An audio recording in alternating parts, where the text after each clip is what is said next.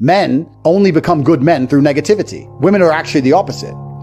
Men who have been through a lot of pain are very kind. When I see a man who's been through a lot of shit, it makes you kinder. You don't want it to be put on anyone else. When women go through a lot of pain, they grow bitter and evil and mean. They don't grow kind. Men grow kind from pain. The worst men on earth are the ones who haven't had enough pain. Those are the arrogant pieces of shit people. You're supposed to suffer as a man. You're born to suffer. You're not supposed to get rich off a fucking stupid meme coin like that without doing any work. You're supposed to suffer. The whole reason God put men on this planet is to suffer. And the best men are the ones who suffered the most. I wouldn't be top G if I didn't suffer more than anyone else. You're a better man than everyone else if your life was a mess and it was a hardship, because you're not what happens to you. You are how you react to it. And the best men on earth are men who have had their parents die, their best friends betray them, their girl betray them, thrown in jail, their money stolen, stabbed, robbed. And every time something happened to them, they sat there and they looked in the mirror and said, what can I learn from this? How can I stop this happening? Those are the best men. Those are the men respect. Those are the men women want. Why do women love scars? Look, they tried to kill him and they can't. That's why I want him. The best men suffered. You find a man who's never been through suffering and nobody gives a shit about him. Men don't like him and women don't like him. Men are no good without it. Lots of people are going through the world trying to get experiences, but they're so obsessed with getting the positive experiences that they never really experience life at all. People go through life and they say, I want to make money on a crypto coin, and I want to get rich, and I want to buy a Lamborghini, and then I want to get a beautiful girlfriend, I want to go on a boat in Miami, and all this positive, but there's no light without dark. You could do all of those things and you'd still be miserable if you didn't experience the dark.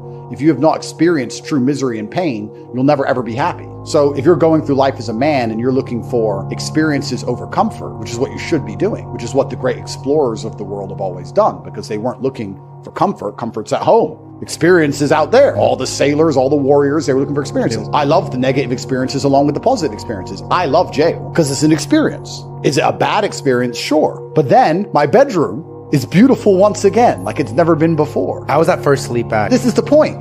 Everyone's obsessed with the positive experiences, but nobody is chasing any kind of negative experience. I believe every man should be choosing to do something which is extremely hard, which they hate, which sucks, because you don't appreciate life at all without it. The reason people chase higher highs all the time, and the reason they're constantly taking drugs and trying to new pussy and drink more alcohol and chasing higher highs all the time, is because they don't experience any lows. You always want a higher high, but I promise you, the high you're at is fine if you balance it with a little bit of low. If you bounce down there for a week and come back to where you were, you're good. Constantly chasing higher highs is hedonism, which ends in one place. It always ends in a spiral, a downward spiral. You need to stay away from constantly chasing those things. You need to artificially manufacture some lows. I chose fighting because fighting will do that for you. It's hard, it's stressful, you're worried, you train all the time, you're exhausted, you win, you lose, you get hurt, you go hospital. There's a lot of negatives in it. There's not enough negatives in men's lives today. It's amazing how the human mind adapts to its surroundings.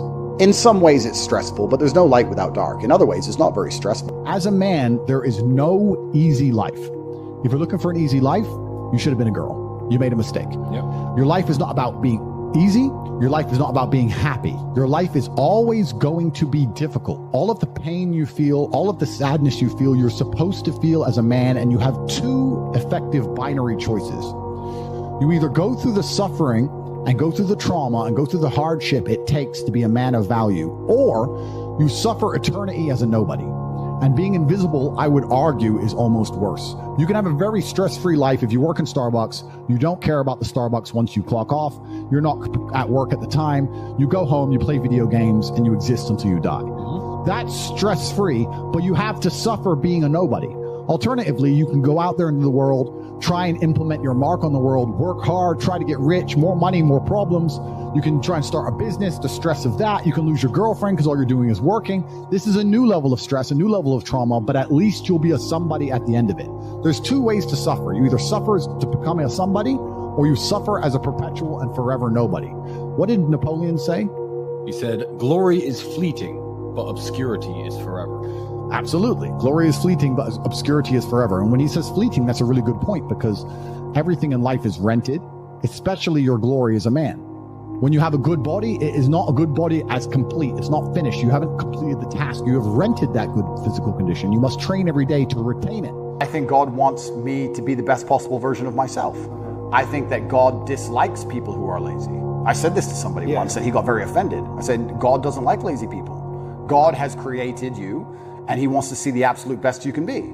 I think that if you don't take care of yourself, God has no interest in taking care of you. If you have a Ferrari on the drive and you don't take care of it, who's going to take care of it? Nobody.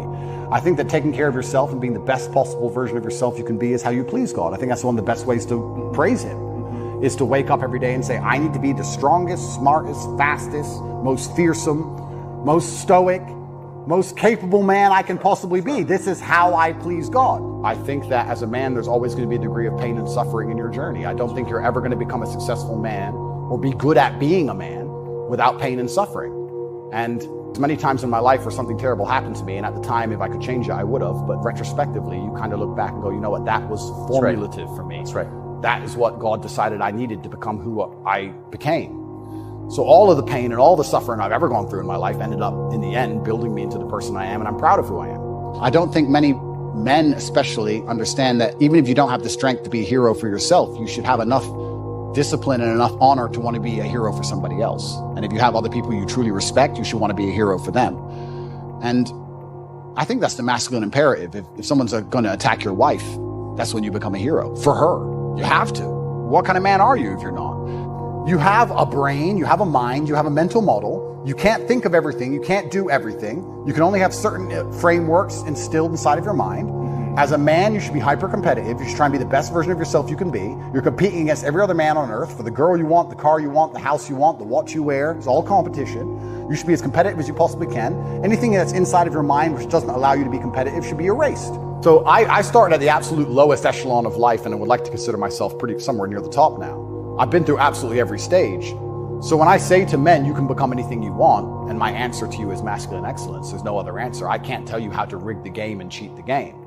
If we're all racing a race and I have a Ferrari and you have a Nissan, I mean, sure, you can get a bit better at driving, but you're probably going to lose. You have to get a better character to play this game of life.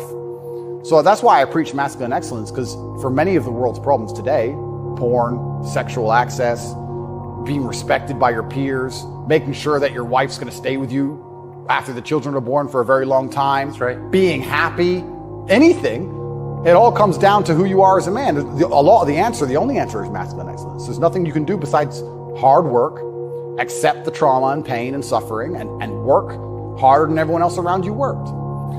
We have a men's mental health crisis. Young men are disenfranchised. The suicide rate amongst men is much higher than women, and everybody pretends to care. But when I come along and say, I am a man, I've been a man, I know how it feels to be a sad man and a happy man, and I found happiness through masculine achievement and strength, through working hard in the gym, through dedicating myself, through building a life worth living, through taking care of the people who I love, both male and female, through becoming financially successful, through sticking up for myself, through having opinions, through being a man of honor and courage. When I do these things, I'm ostracized, and they're attempting to destroy my life. I talk about this all the time. People say I've had a traumatic life. I say, well, then you're very, very fortunate. You had a traumatic life. Now, you may have misused that trauma. You may have misplaced it. You may have accepted the matrix telling you that you now have an excuse to fail, as opposed to using it to grow. But every single man of value went through trauma, and they went through pain. It's going to be painful to get strong, painful to get rich, painful to become important. It's going to be painful to become good with women. Your heart's going to get broken a bunch of times. You have to be prepared for the pain. If you're not ready for pain, you're never going to be anything that matters. I think that the number one problem with the world today, and the biggest problem that men face, isn't the problems themselves. It's just the way that they are been taught to mentally frame issues. People think when bad things happen to them that somehow they're a victim to the universe and bad things only happen to me and this is so terrible. They don't understand that bad things happen to everybody, and the most successful person you know had all those, probably maybe even worse, at least the same bad things happened to them. They just framed it differently and used it. And this is what people really don't yet understand. There's only one thing on the planet you actually have control over. You can't control the weather. You can't control your health. You can get a brain aneurysm or a heart attack. You can't control other people. The only thing you can actually really truly control is what you think. That's the only thing you can change in real time. You can be thinking of red and change it to blue. So why are you not controlling your own mind? It's your asset. It's your ally. It's your friend. Why would you make an enemy out of the only thing you have control over? I refuse to do that. It doesn't make sense to me. The worst thing on earth that could happen to a man could happen to me. And I guarantee you, I would still label myself happy. I'm happy because that's who I am. That's how I view myself. That's what I've decided.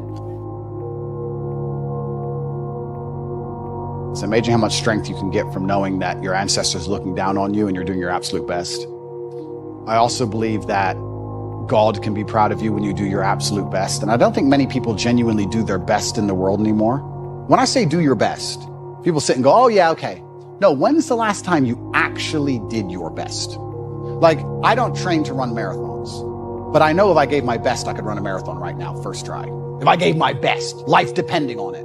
When's the last time people have genuinely given their best to anything? There are people going through the world and going through life today that don't give their best or 100% effort to anything ever. Ever. They can't remember the last time they tried. I think it's very difficult to do nearly anything important if it's not, perhaps to a degree, driven by love or the desire for love even. I think the reason a lot of men want to become rich is because they want to feel loved or feel important or to matter. Mm-hmm. I also feel like the reason that a lot of men do the things they do is for love, either of themselves or of someone else. I think the reason men go to work is because they love their family. The reason you go to the gym is because you love yourself. If you take a man and give him a life shielded from problems and he never has any to face, I guarantee you he's terrible at being a man. The best men in the world have gone through shit. That's why women love scars, because it didn't kill you. That's the whole point of it, right? So the best thing you can do as a man is look and go, okay, this is hard, this is hard, this is hard, this is hard. I feel negative because these are all so difficult. I'm struggling with X, Y, Z. Let me internalize all of that and turn it into a superpower. Let me become genuinely uncomfortable with my situation in life and go and fix things. Because, like I said, the universe is absolutely and utterly very giving. And if you truly hated being in the position you were in, you wouldn't be there very long. When men say to me they're depressed, with unlimited options, with the capability to become anything you desire, with God giving you a full and able body and mind, how do you have time to be depressed? Mm-hmm. You have so much you could do. There's so much that you need to do to be your best self. And you're competing against men like me. Yeah. And you're finding hours a day to be sad. Mm-hmm. No wonder you're going to perpetually lose forever. Right. That's suicide. So how do you find time to do this? Mm-hmm. It's brutally ineffective. If you construct a mindset that allows you to be as competent as possible, as opposed to feel any different or feel better, then you're going to naturally come to the conclusions I've come to. You're as competent as possible if you believe you can affect absolutely everything about your life. You're as competent as possible if you believe absolutely everything that's happened to you, whether good or bad, is completely your fault. You're as competent as possible if you believe the bad things that happen to you are going to allow you to work harder and become even better. When bad things happen to me, the first thing out of my mouth is good. Good. If any man's honest with himself, think about the biggest transformative stages in your life. Think about the times you got the most work done. It was a bad part of your life. You were heartbroken, or, you lost a house, or broke, or whatever. That's when you did shit. There is a huge percentage of the populace which they're beyond saving because they're the worst thing you can possibly be, which is a quitter. Being a quitter is the worst thing you can possibly be. God himself can't make a quitter important, because the only reason the place you're trying to get to has value is because it was difficult to reach. If everybody could reach it, there'd be no value. Value is linked to scarcity. The whole point gold is valuable is because it's not everywhere. If it was everywhere, it wouldn't have any value. The reason the place you're trying to reach is valuable is because people can't get there. So if you're the kind of person who quits, you're never going to get there. Quitters are the worst.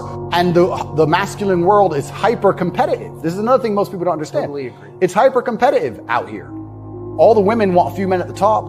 The Ferrari, you don't want a Ferrari to drive fast. You want a Ferrari because other men want a Ferrari and can't have one. It's hyper competitive. So if you're competing against every other man for every dollar you make, every girl you see, the house you live in, the car you drive, the life you live, you're not going to be able to compete with the person who performs regardless of how they feel if you only compete when you feel like competing. And if life is perfect all the time, you don't appreciate anything. I actually think one of the worst lives you can have is a life where everything goes right all of the time. If you're spoiled to that degree, especially as a man, as soon as you reach any kind of difficulty, you're going to crumble. So I've had to get up a bunch of times, and I do not pray for an easy life. I pray for a difficult life with difficult challenges to solve and being strong enough to handle them. I've never tried to make my life easier. In fact, quite the opposite. If you really want an exceptional life and to do exceptional things, you can't only hope for the positive exceptional. The only reason you appreciate being rich is because you were poor. If you were born rich, you don't appreciate it. The only reason you appreciate being in good health is because you were once sick. When you're sick, you'll do anything to be healthy. If you've never experienced sickness, you don't know what health is. There is no light without dark. Perhaps I'll be a happier person and live a more fulfilled life and enjoy my fantastic benefits that come with wealth if I do go. Perhaps I can have a more positive message and more people will know my name if I do go, Matt. Perhaps I'm ready to martyr myself. Perhaps I am ready to charge at the gunfire. Perhaps I don't care. There's a lot of people who complain about the bad things that happen in their life, not understanding that without the bad things, you'd have no life at all. You need all of the bad things. You need the mental struggle. You need to go through things which you regret. You need to sit there so that if you've never regretted any action you've ever taken, how can you sit and make a intelligent decision for the future? You can't do it. Yeah. You need to sit and say, well, I felt the sting of regret for X. I don't want to feel the sting of regret for Y. You need this experience. And that's what life is all about. People think that life is just the good times. And this is the massive misconception. Love is a perfect example. Let's use love. Because people think being in love is holding hands and I hold hands and we cuddle in bed. I love them. Love is the whole spectrum. Love is missing them. Love is breaking up with them. Love is being sad they don't text you. Love is the whole circle. There's no up without down. Anything that has the ability to emotionally affect you positively has the ability to emotionally affect you negatively. There's nothing in the world that can only affect you in one direction. Even something as asinine and stupid as an object. Life as a man is pretty shit, and you're going to feel shit for a pretty large percentage of the time. But you're only going to ever escape that if you just perform regardless. You have to perform when you feel bad. As a man, you can't say, I will perform when I feel good. It doesn't work that way because our heads are too complicated and life's too complicated. There's too much on our shoulders and we have too much stress and too much pressure. Our heads are fucked. You have to be the kind of person who says, I perform regardless. I didn't miss a single day's training. I didn't miss a please. I didn't miss a thank you. I'm not saying I was happy. I'm saying I did exactly what I was supposed to do. If you want to be the most competitive predator on the planet, you have to be able to hunt in the day and the night. You have to be able to do both. You have to be able to perform when you're happy and sad. You can't only be able to perform when you're happy. You can't only go to the gym when you're motivated. You can't only be a competent person when your life's going well, because when your life's not going well, you're no longer competent. Then you're going to lose to people like me. And it's player versus player. If you're the kind of person who can only do well when you're happy and you're competing against someone like me who can do well all the fucking time, guess what?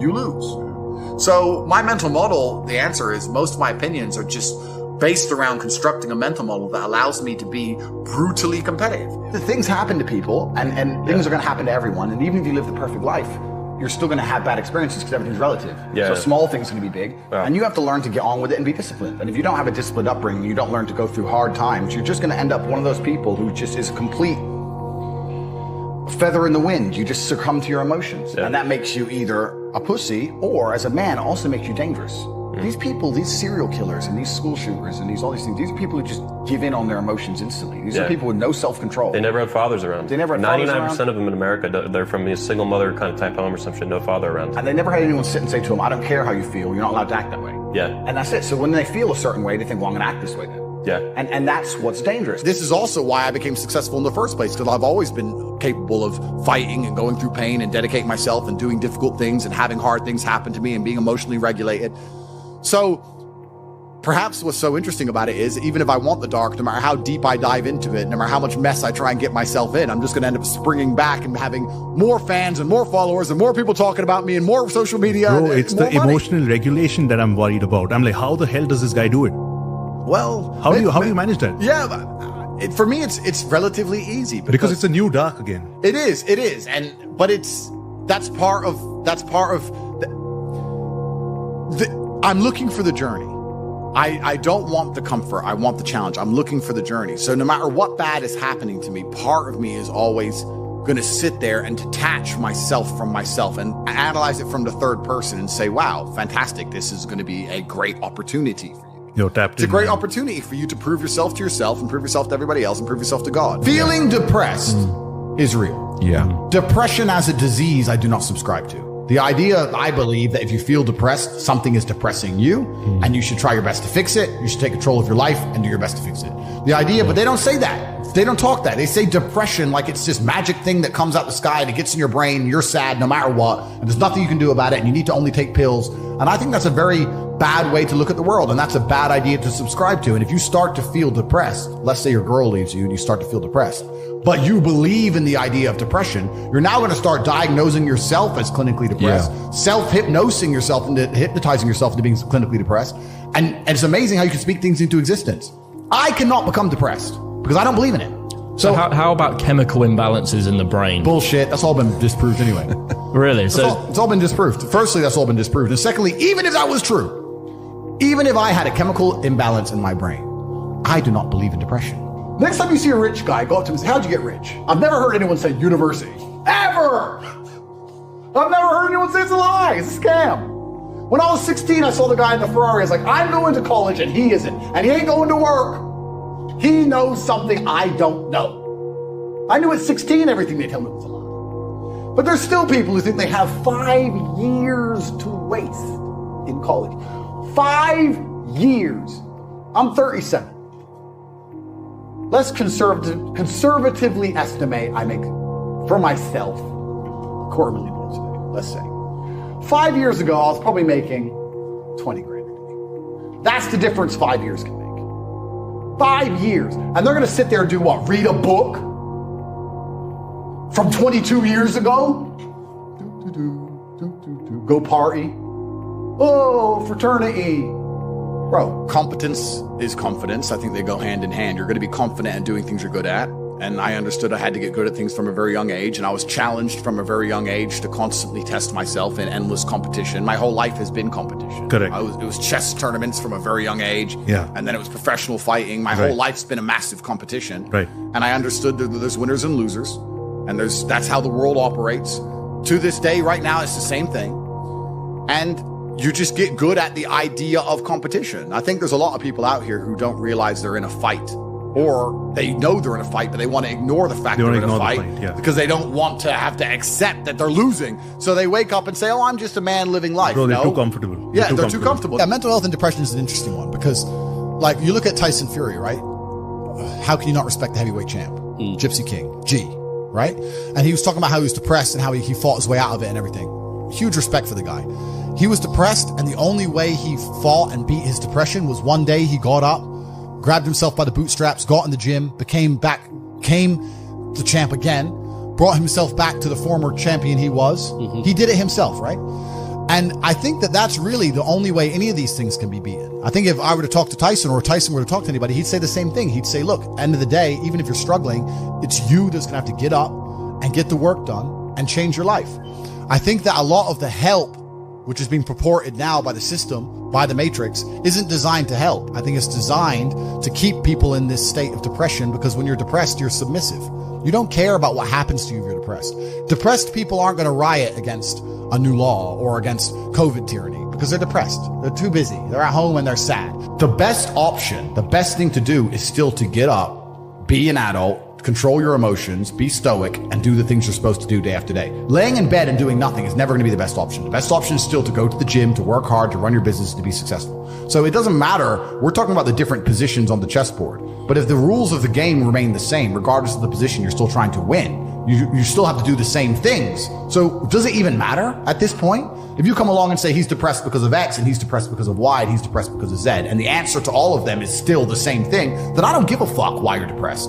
All I know, what I will say as a matter of fact, is this world is hyper competitive, especially as a man. How do you think men can build more confidence in like deciding their life instead of just letting it be decided for them? Yeah, so they have to take absolute responsibility, which is the first thing. The second thing, they have to get competence, and competence is going to allow you to have confidence. You're not going to be good at shit if you're bad at shit. You have to be good at things. You're only going to be confident at things if you're good at things. I know what I'm good at and what I'm bad at. So you have to go out there and take risks, and you have to make mistakes, and you have to risk it all. And once again, this comes down to competition. I think competition is such an important thing in the masculine world. Yeah. I grew up in the chess world, and I went in the fighting world. It was all extremely competitive. It's competition driven. You can't make excuses. If I sit here and say I lost a fight, cool, you lost a fight. But I lost a fight, but my gloves, when they were wrapped up, my hand was hurting, and then they excuses. Bro, you lost, G. Like, no one gives a fuck. Like, you have to understand that excuses don't matter. Nobody cares. Life's binary. Winners or losers. And you just have to take absolute responsibility for all of it. I was walking to college with a couple of my friends, and a Ferrari drove past. And I said, bro, you see that? And he goes, yeah, what about it? I said, doesn't that piss you off? I must be about 16. He goes, why? So this dude has 400 G's for a car, 400 grand. I'm walking 4 miles to college because my mom hasn't got any car. He has 400 grand. Do you think he works a job? Do you think he's fucking behind a counter somewhere? He knows something about the world that I don't know. Yeah. And they were like, well, he's rich. I'm like, yeah, I know. I didn't say he wasn't rich, dummy. I'm saying he knows something about the world I don't know. And I was intrigued and it angered me. I couldn't sleep for weeks. I was pissed off. Every time I saw somebody with genuine money, I understood that everything I was being told and taught and they were trying to make me believe just simply wasn't true. I was like, this is bullshit. None of these people are getting these things by following the path that the system is trying to make me follow. Nobody, and everybody intrinsically knows this. If you go to if you're at BP, you're at a petrol station, and I pull up in my Lamborghini, nobody goes, wow, he went to school. He studied hard. It's over 10% into the year now. I wonder if anyone who made a New Year's resolution sits and says, it's over 10% into the year. Am I at 10% of my goal? Because your stupid ass said you were going to be a millionaire when you were drunk on New Year's Eve. Well, you need to have 100 grand saved. Do you have 100,000? Have you even done the feedback on your own goal you made 30 short days ago to realize that you're nowhere near it and you're not going to make it and you're a loser? No. Oh, I got the rest of the year. And then wonder why they fail. You should have a daily target. And then it's just a full-on cycle for them, yearly. Of course. Going to be a millionaire next year. And then they just lie. Yeah. So you need to constantly feedback and analyze your life and take time out of scenarios. I do this all the time. There's been times I've got up out of bed and I've got ready and I've got my keys and I've got my phone and I've stroked my dog and I've had my coffee. I downed it quickly and it was just the right temperature so it wasn't too hot and it wasn't too cold. And I got in my car, which had already been started my Ferrari by my security team, and it was already warm, and I got in and I was out the door. I was like, I'll go out the door in 6 minutes. That's like 2 minutes faster than normal. Yeah, that was good. What did I do good? Well, the coffee. The coffee wasn't too hot, wasn't too cold. Usually it's too hot and I have to wait. Or it's too cold and I want another one. The coffee was just the right temperature. When was it made? And I'll check the message where I sent them to make me a coffee. And it sounds crazy, but I'll analyze how I left the fucking house while I'm driving. I'll be like, that was fast. That was good. Why do some men do what they do? Why did Elon decide to put rockets in space instead of just retire? He was rich after PayPal. Why? That's fair. Why did Alexander the Great need all that land? Why did men go to the Antarctic to try and cross the icy, barren, empty plains and freeze to death to just be the first men who did it? Why do that? You can't even put it on Facebook back then. Who gives a shit? Some men are built different, sir. Some men want to do it because it hasn't been done. And that is the reason why. They do not need much more motivation than the fact they will be first. There isn't much motivation to get on a rocket and be the first man on the moon, because the probability is you're going to die or get stuck up there and never make it back. Or even if you do go and you do come back, half the people on Earth won't believe you went at all. So why would you do that unless you're just that kind of guy? Feminists sit and complain about men and say, well, men have this, men have that. But they're talking about 2% of men. Fascinating. They don't talk about all men. They say men have the best jobs. 2% of men have the best jobs. Most men carry trash. So you're talking crap. So everyone accepts that the best possible human experience that exists is the top 2% of men. Anything below that sucks as a man. You're better off being a chick. So what I say to men is, look, life's hard. It's always going to be hard. It's always going to suck. It always has. The only way to get out is to become excellent and perform at a level where your echelon is so high that you get to live this brand new experience. You need to become strong and smart and interesting and charismatic. You need to become rich, powerful, well-known, connected. You need to do it. But can all men do that? No. So, okay. But I have to tell them the truth. When people come along to me and say, my life's shit, and I look at them and go, yes. People are genuinely not out here giving their absolute best, because if you were, you'd have everything you've ever desired. You'd have anything you've ever wanted and asked for. Instead, what people do is they cope and convince themselves they're trying. Oh, I tried, but I need a work-life balance, and it's hard, and I was trying. All garbage, all cope. And like I said earlier, life is war. If you're a man and you don't view the world as war, I can't imagine how you view the world. My entire worldview is war. I was actually having this conversation the other day about why I avoid extreme sports. This was some girl. She's like, would you ever jump out of a plane with me? I'm like, bitch, no. Why do you avoid extreme sports? Well, because my life is extreme. But my life is hard. I'm at war. If your life is extreme and you're already at war, the last thing you want to do is jump out of a plane. You want it safety, calm. I want to be left alone. The only thing a woman can give me back at my status in life is absolute devotion to protect my spirit. I need a woman who loves me completely and utterly. I don't expect her to have financial incentive to look after me. I don't expect her to be physically capable of dealing with my problems. I don't expect her to be my problems are very complex. I don't expect her to be sitting there on a computer trying to work them out. I expect her to sit there and go, I love you so much. I'm just worried about you and I just care about you. Everything's about love. It's all about love. What if now that's what I want, because that's a fair exchange. I can take a woman all around the world, spend a bunch of money on her. I can be top G, spend all this money, give her a life she could never see. If I am truly the center of her universe, she is giving me value back. And that's why I'm not going to go out here and fuck bitches who barely care about me or just vamoose a bitch in a club for a one night, because she's winning. It's like throwing money down the drain. What if Kim Kardashian slides in your DMs and says, "Hey, Tate, I want a piece of that"? How are you responding? I'm kind of careful about talking about celebrities now. Trying to get the TikTok. I end up meeting them all. A woman's job is, in my view, the women who mean the most to me are the women who truly protect my spirit by just loving me and caring about me and using their intuition to truly want the absolute best for me. Do you feel like your stress comes from holding on to what you hold dear, that pride aspect of things? Like, I got to be top G. Nobody's top G. I'm top G. You know where I actually think it comes from? I actually think it comes from because I know I've only reached 10% of what I can actually do.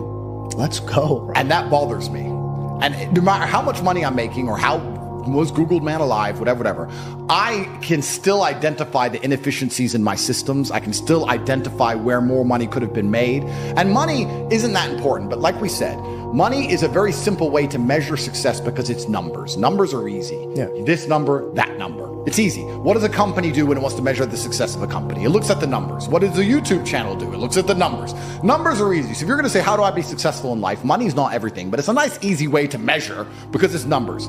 And then when you understand it's the time and energy of other people, you sit and go, okay, well, I have this large empire now, and I have all these people who work for me, and all these people I love, and all these people I care about, and all these children, and all this going on, and the world is getting more and more messed up, and everything's on a decline, and everything's being destroyed, and a certain number of people are going to become useless eaters, are going to be eradicated, and they're going to try and lock us all in our 15-minute cities for the climate or some garbage. That's coming in no time. How do I combat and fight all of this and protect all the people I care about? Well, I need the time and energy of others. I need an army, so I need money. It's not practice, it's feedback. If you don't analyze what you've done, then you're not going to identify your mistakes and where you can improve. I will watch this podcast back 10 times and I will realize all the times I stuttered or all the times I had to repeat myself or all the times I didn't use a word I was supposed to use. And that's why next time I do a podcast, it'll be better than even before. And that's also a lesson you can take and apply towards life. You can apply the feedback aspect towards life. Practice alone will not improve you. Practice is going to build habits. In fact, from fighting, I know this very well. If you allow a student to come and learn bad habits at the beginning, it's very hard to get out of them. This is why most people, when they talk on podcasts, are saying, I can't even listen to that shit. I'm like, you don't even speak English? Why are you sitting down? You don't speak English? Why it's so hard to get your point across? Well, if you can't get your point across compendiously and you can't articulate yourself in a concise manner, how do you expect other people to affiliate with your worldview? I've never met anybody who is in fantastic shape, and you say, how'd you get in fantastic shape? And he goes, oops. Dunno, bro. Just, oops. No, absolutely not. I went to the gym every day. I ate this particular way. I had a meal plan. I dieted. Nothing is going to happen on accident. Yeah. This mindset of when my ship comes in, one day it's just going to, well, you're going to win the lottery? Maybe. And that's another thing that's actually funny, talking about winning the lottery. I used to dream of winning the lottery, bro. How much does a lottery win nowadays? It depends on the win. Could be anything. 6, 7? No, not Europe. I don't know anything about the lottery because I think it sucks. But man, like, I used to dream of winning the lottery, thinking that my life would change. And now, like, 6, 7 million, that's a year. That's a year of jets. It's nothing. Like, it's not even money anymore. It's crazy how the perception changes. But even if you win the lottery, 90% of lottery winners within 10 years are in the exact same situation. Completely, because they think it's a lot of money. It's not even a lot of money. A couple of 6, 7 million pounds is zero in the real world. It's zero. Some people really need a female in their life because they need that kind of stability and direction and motivation. I'm not that guy. I do not need a woman to tell me to go work. I do not need her to tell me to put the video games down. I do not need to be cooked for and mothered. Like, it's nice if she does, but I'll survive. I did all this myself. I'll be okay. Like, the menial tasks you complete, I can hire somebody to do. It's not a big deal. I absolutely believe in love. I believe in family. I believe having kids is an amazing thing. But does that mean I'm ever going to live the completely traditional, I'm at home, wife says come home? That's never going to happen. That's not who I am as a man. If I have a woman who I love with all my heart and we have children, I'm still going to be out till whenever the fuck I'm out. I might be gone for 2 weeks. I'm out. See ya. See you in 2 weeks. And if during those 2 weeks I meet a big booty cute, whatever. It is what it is. Doesn't mean I don't love my woman at home. Doesn't mean I'm not going to come back to her.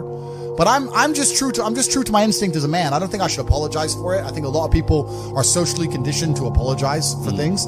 That's not me. Because everyone pretends they give a fuck, but nobody does. Especially women. And I know I get attacked for women, but women truly don't give a fuck. If you ask a woman the kind of man she wants, she will never say depressed or sad. Ever. She wants a man who is ultra capable, ultra competent. I've literally had women say to me, you know what I love being around you? I'm like, what?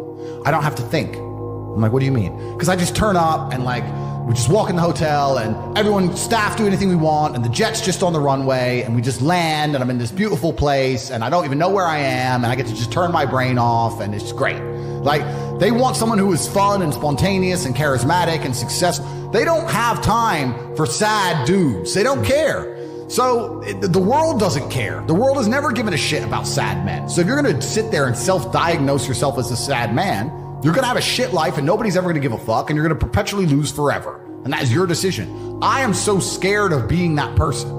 The idea of that terrifies me to the point where I don't even want to accept that as a reality that can possibly exist. I don't give a shit what happens to me in my life. I don't care how bad it is. I don't care if the worst, most heinous things I can possibly imagine happen to me.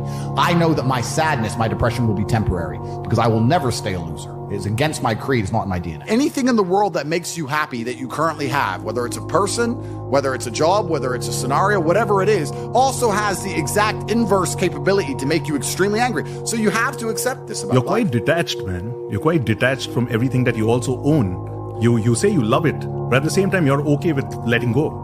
Well, that's because I think I have confidence in myself to get it all back. And that's also because I have quite a lot of emotional control. And then perhaps, maybe I'm a little bit of a sadist. I don't know. But when bad things happen to me, You love it. I kind of enjoy it. And I think that maybe it's perhaps I just enjoy it for the story. Perhaps my whole life is not about trying to find comfort. It's trying to find challenges and it's trying to find stories. I'll be very honest with you. Even in jail, my brother and I kept saying this is probably the best story, one of our best ever stories. That's what life is about to me. And if you were to say to me right now, Andrew, do you want to spend a year living in comfort and flying around the world and sleeping with girls and doing whatever, or do you want to spend a year in a jail in Mongolia? I'd probably choose the jail. I had real jobs and I did real things and I was really broke and I was really on the bus and really trying to pay rent and doing real stuff for a long time. I wrote a line in here and I think you could relate to it. A poor man is broke, a rich man is broken. So if you're broke, you could figure out a way to be rich. But if you were given everything and you don't know how to manage this life, you're broken and you don't feel like you've earned anything. I've met more depressed rich men than I've met depressed broke men. It's amazing you say that because there's two answers to that. My first one is, I love that you say that because I always say I'm not rich. I'm a poor man with a lot of money. I always used to say that. And I don't want to brag or anything, but just because I get asked this question a lot. I've been extremely successful. I have hundreds of millions of dollars. In fact, I think our last valuation across everything we own we're almost at B now. So we're doing very, very, I'm a billionaire. Top G's a billionaire. So we're doing extremely well. That's the first thing. The second thing, it's great that you say that because I completely agree. Because if you're born with everything, if you're born with all this money, that you have no aspiration, nothing to actually grasp onto and trying to achieve, then money doesn't make you happy. Chess teaches you that if you lose, at some point you made a mistake. It doesn't matter if it's the smallest mistake. It doesn't matter if you just took too long to think to make the right move and you ran out of time on the clock. At some point, you fucked up for you to lose that game. It's 100% accountability with no luck. That's what's so important about learning chess. That's the first thing. And the second thing is, you need to, as a man, adopt the mindset that absolutely everything that happens to you is completely and utterly your fault, whether it's good or bad. And most men don't have that. Most men don't have that. When the Matrix was attacking me and they were destroying me, when they're calling up my exes trying to get fake fucking charges on me and put me in jail, when they close my bank accounts and I use $10, $11 million, when they ban me across all social medias and lie about me, when they harass my family, I'm sitting there going, this is my fault. All of this is me. I got here. It's my fault. I'm not going, that was unfair. It was orchestrated. The NGOs worked against me. Because that is not helpful. So it's accountability. It's 100% accountability in all things. But also when I go out there and I start the Bugatti, it's like, that's me. This is my fault. The car is my fault, and the big house is my fault, and everything that ever goes wrong is my fault. And failure. Yeah, absolutely. You have to take complete and utter accountability for everything. They try and convince you, don't worry if you're being a loser, because people feel sorry for you, and you'll get attention for it, and you'll be okay in the end. And it's all this temporary fixes of dopamine by saying, I'm sad. Don't worry, bro. You'll be okay. But it's bullshit. They don't care long term. The world doesn't care. Nobody really cares. Chicks don't care. Business doesn't care. You are going to fail. It even happens in schools now, doesn't it? Everyone gets a prize. No, it's garbage. Of course it's garbage. Absolutely. You've got to have winners, you've got to have losers. You have to lose to know how to win. It's true, and the natural state of man is a competitive state of man. Men have always been competing with each other. Even now, right now, we compete with each other. I don't buy Ferraris to drive fast. I do sometimes, but if I'm in London traffic, it's not to go quick. No. It's to show everyone else I'm richer than them. That's what it is. It's a never-ending competition. I don't wear a big diamond Patek with fucking $500,000 to tell the time. I tell the time on my phone. I do it because I'm loaded. Life as a man is shit. It's always been shit. It's never been good. When men wake up and say, I'm depressed and life is hard and I'm sad and I'm struggling right now, I say, okay, throughout history, men have always struggled. Happiness is for children and women. Name a time in history it was better to be a man. Was it better to be a man in World War II? Was it better to be a man on the Titanic? Was it better to be a man in the Napoleonic Wars? Was it better to be a man when you were sitting in Vienna and the Mongol horde arrived, ready to decapitate any male and enslave all the females? When's it ever been good to be a man? Building the pyramids, was that fun? It's always sucked. The only time being a man ever is good is if you become an exceptional man, which is even something feminists admit. Because feminists sit and complain about men and say, well, men have this, men have that. But they're talking about 2% of men. Fascinating. They don't talk about all men. If you're a man in the middle and you don't have the light yet, often you'll find the light by jumping into the dark. Yep. What does Newton say? They're equal and opposite force. The deeper you go, if we imagine, let's imagine the yin and the yang. Let's imagine there's a line in the middle and you have the light and you have the dark underneath it. If you're standing in the middle, the deeper you'll dive into the dark, it's like coiling a spring. The higher you'll bounce back into the light. This is what's happening right now. Exactly. And this is also why I became successful in the first place, because I've always been capable of fighting and going through pain and dedicating myself and doing difficult things and having hard things happen to me and being emotionally regulated. So perhaps what's so interesting about it is, even if I want the dark, no matter how deep I dive into it, no matter how much mess I try and get myself in, I'm just going to end up springing back and having more fans and more followers and more people talking about me and more social media. Bro, and it's more the money. You can't make excuses ever. Yeah. There's never an excuse. And you're right. People try and put things on the outwards on the outside. It's interesting. I remember watching Forrest Gump about 5 years ago. I was on a plane. I can't remember where I was flying. And the beginning of Forrest Gump has a scene in it, which I don't think many people actually have ever analyzed or anticipated or understood what the scene means. But when he's sitting on the bench at the beginning, think about Forrest Gump. He's sitting on the bench at the beginning and there's a feather blowing. Yeah. And then it lands on him and the movie begins. Yeah. What they're saying with that is Forrest is the feather and life has just pushed him all over and put him in all these unusual scenarios. Life has directed him everywhere. Yeah. That's what it's saying. Sure. And if you're going to be the guy and you're going to allow life to happen to you and you're not going to happen to life, then you're at mercy of the wind. Perhaps it might work out okay, but it might not, right? So you have to be the guy who goes, okay, the wind's blowing in this direction. Fuck them. I'm doing this. You have to come to life. You can't let life come to you, because if you let life come to you, then you're going to be living inside of a matrix and a system which is designed not for you to live your best life. 99% of what men do is for status. We want to be in good shape for status. We want the fast car for status. We want the nice house for status. We want the diamond watch. We want the hot girl. This is all for our status. Look at me. I'm the big dog. This is how we compete with each other. If you're going to be a dude who pretends that's not true, or be a dude who doesn't want to compete, your life's going to fucking suck. That's the reality. Do you feel like sport drilled this mentality into you? Because I used to be a competitive swimmer. I was always competing, trying to be the best, and my dad used to compete with radio-controlled models. Yeah. How about you? Well, that's it. What is sport? Sport is just watered-down versions of war. Yeah. This is what men have always done. Friendly war. Completely. We've evolved to be in battle with each other to some regard. And they wonder why fans get so emotional as well, because they're also at war with the other fans, aren't they? Completely. You know, and that's going to kick off at some point. Exactly. And you look at the entire planet throughout history, there are ideas which are universal. These are not ideas that could have possibly spread or shared because of the distances involved. It was a universal idea for the Mongols and the Chinese to fight each other, and the Aztecs and whoever else to fight each other, and the tribes in Africa to fight each other. The Europeans, the French, and the English were fighting each other. Humans have always done this. It's just like, no, I'm the boss. No, I'm the boss. So, okay, then let's find out who's the boss. And now we live in a world where I think that status is the new form of combat, and the true expression of testosterone is showing you can move the world with money. Do you have something to prove? I think everybody on the planet has something to prove. If you walk through life and feel like you have nothing to prove, then you're a fucking loser. If you wake up each day and go, I don't owe anybody anything, I don't have to prove anything to anybody, then you are a loser, because you are absolutely not incorrect. You must prove yourself to other people. You must prove yourself to your bloodline, as we just discussed. You must prove yourself to God. God hates the lazy. He can't stand them.